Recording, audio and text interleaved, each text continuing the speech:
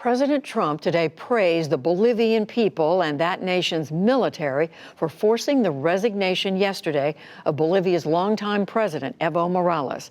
Mexico today announced that it would offer Morales asylum. But in the Andean nation, a power vacuum prevails, with Morales and the politicians in line to replace him all gone. What now for Bolivia? And what does it mean for the region? Nick Schifrin reports. Today in La Paz, public buses sit torched and abandoned. Pharmacies are ransacked and looted.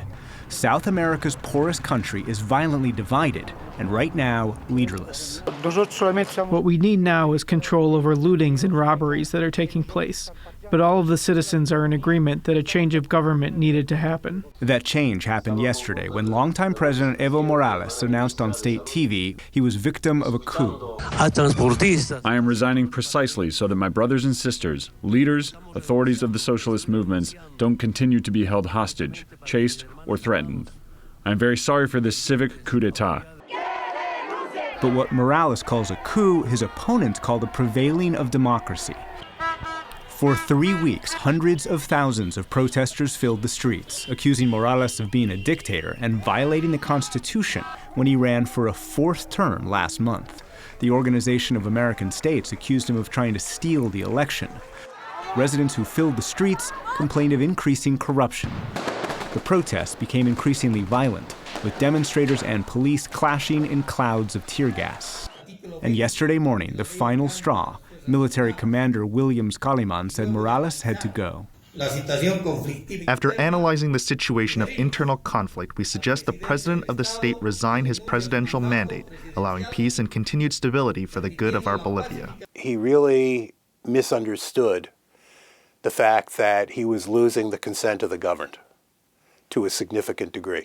Robert Garland is a former U.S. ambassador to Bolivia.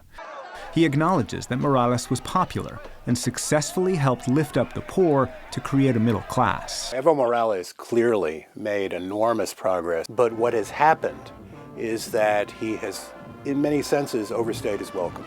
As they've also witnessed corruption, financial corruption, but also political corruption. And so people have begun to move away from him, including a significant percentage of people who had been his supporters originally.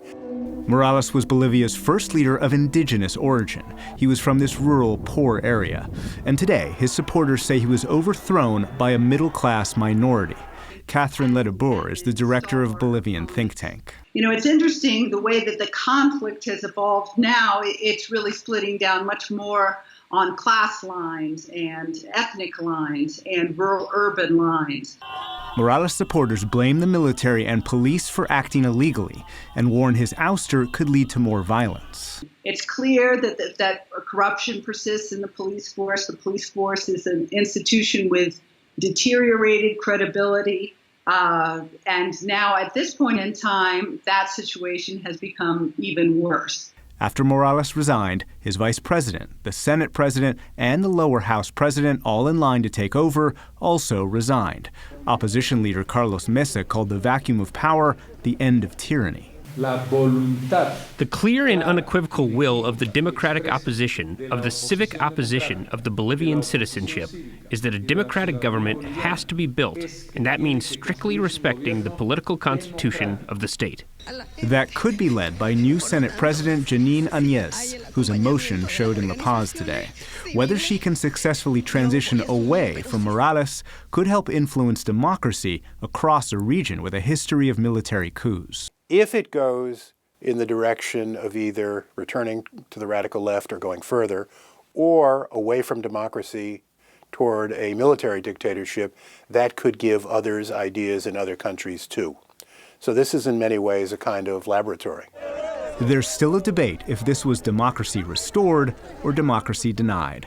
But both sides agree, in today's Bolivia, no one gets to stay in power forever. For the PBS NewsHour, I'm Nick Schifrin.